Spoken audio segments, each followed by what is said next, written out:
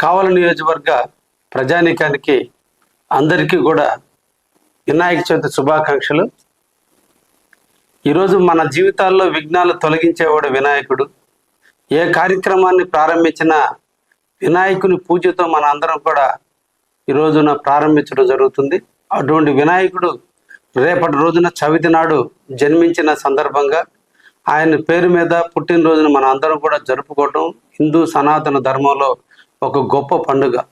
మనందరి జీవితాల్లో కష్టాలని, నష్టాలని, ఇబ్బందుల్ని తొలగిస్తూ ఎప్పుడూ మనల్ని ఎల్లవేళ్ళ కాపాడుకుంటూ గణనాథుడైనటువంటి వినాయకుడిని పూజించడం మనందరి యొక్క బాధ్యత. అటువంటి సందర్భంగా మన అందరం కూడా వినాయక చవితి నాడు వినాయకుడిని పూజిద్దాం, మన కష్టాలన్నిటి తొలగించుకుందామని కావలి నియోజక ప్రజానీకానికి అందరికీ కూడా వినాయక చవితి శుభాకాంక్షలు తెలియజేస్తున్నాను. ధన్యవాదాలు.